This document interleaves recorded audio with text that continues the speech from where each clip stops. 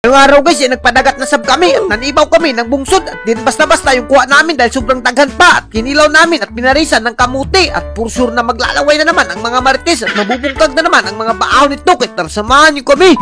What's up sa inyo guys? For today's adventure ay pupunta na naman tayo ng dagat pero bago ang lahat, dumiretso muna kami dito sa papunta ng Kinasun dahil bibili kami at as you can see naman guys, may mga saang dito at mga tayom na napakasarap naman talaga at sobrang presko pa at mayroon ding iba't ibang klase ng mga Kinasun dito, ikaw lang bahala pumili. Kaya naman dahil wala pa kaming pamahaw ay nagsima-sima muna kami dito ng saang na napakasarap naman talaga at as you can see naman guys, parisan mo lang ng suka yung saang. Ngayon naku, hindi ka talaga magmamahay dahil napakasarap at nalira nga si Ivy talagang hindi niya napinasaylo yung saang at talagang sinima-sima niya na dahil sobrang nagugusla na siya. At sa puntong ito, pagkatapos namin mamahaw ay dumiretso na kaagad kami at nag-ilis na kami at as you can see naman guys, dahil pupunta kami sa bungsod nila Dada, maninibaw na naman kami at kasama nga pala namin si Kuya Dudoy dyan at siya yung nag-drive sa amin. As you can see naman guys, bago ka makaabot sa dagat namin, dadaan ka muna ng Basakan at ayan na nga, as you can see naman guys, kasama namin yung mga classmate ni Ivy dito at speaking of Basakan, medyo malapok-lapok nga pala dito sa entrance ng Tugbungan dito sa aming dagat pero hindi ka naman magmamahay dahil napakaganda yung mga pagkain dito.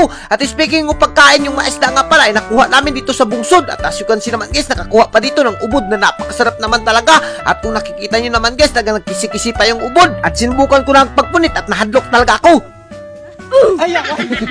At as you can see naman guys, napakarami talaga ng kuha nila at sa mga hindi nakakaalam, sa papa nga pala to ni Dada at ito yung ginamit niya, ang bungsod. At sa mga hindi nakakaalam, ang bungsod nga pala, ito yung dugukanan ng isda at dito talaga dumalapit yung napakaraming isda kaya naman sulbad talaga yung mga pangilaw mo dito. At sa puntong ito, speaking of pangilaw, namili na nga kami dito ng mga kilaw namin kasama yung mga classmate ni Ivy at nagdinanaway lang yung uban habang kami dito ay namumulit.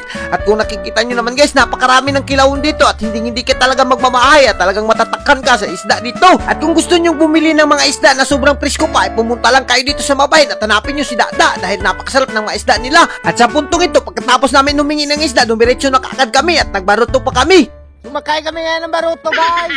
At as you can see naman guys, nagbaruto nga lang pala kami ni Dudoy para kargahan ng aming mga gamit at yung mga babae pinabaktas lang namin. At sa hindi nakakaalam, pupunta nga pala kami doon sa Lahog Island. At as you can see naman guys, talagang malapit-lapit lang at white sand. At kung magtatanong kayo kung bakit tinawag tong Lahog Island, hindi rin namin alam. At sa puntong ito, di na kami nagpadugay-dugay, talagang binirahan na kaagad namin at nakalimtan pa namin yung trapal namin na napakasarap naman talaga. Kaya naman pinaspasan na kaagad namin paghiwa yung kinilaw. At as you can see naman guys, tinimplahan na kaagad sa atin ni Dada yung kinilaw natin na napakasarap naman talaga. At as you can see naman guys, talagang napaka-presko pa at nagpula-pula pa yung kinilaw natin dyan at dinamihan na nga na rin bitsin para hindi na maubos. At sa puntong ito, bidugaan na nga rin ang agrio natin dyan na napakasarap naman talaga. At kung nakikita nyo naman guys, 3 beses na agrio yung pinuga ni auntie dyan at sinagulan na nga yung mga lamas na napakasarap naman talaga at kinuraw-kuraw na nga ng luwag. Alam nyo ba guys, pag sinabi talaga nating dagat, hindi talaga mawawala yung kinilaw na yan. At kung nakikita nyo naman guys, sobrang naglalaway na kayo dyan. At kung maabot ka sa video na to, mag-comment ka kung ganito rin ba yung mga ginagawa nyo sa inyo at nagpo-food trip rin ba kayo.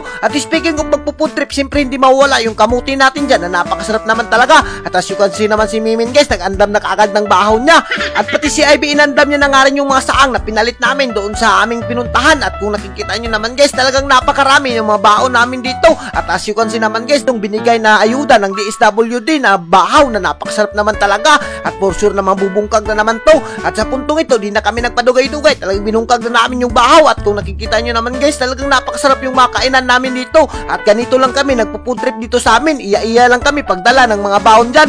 Pero hindi ka naman magmamahay dahil yung sudaan dyan ay napaka-presko pa. Alam nyo ba guys, yung mga ganitong food tripan na hindi talaga kami matatakhan. Sino ba namang matatakhan sa sobrang sarap ng mga pagkain at sobrang presko ng mga kilawin. At sa puntong ito, alas 12:01 na, ay talagang napakasarap na ng kain namin. Kaya ikaw, kung umabot ka sa video na to, ay naku, magkuha ka na ng bahaw mo at sabayan na natin yung paghinabhabay dito. At as you can see naman yung mga classmate ni Ivy guys, talagang hindi nagpapatinag, talagang pinaspasan nila.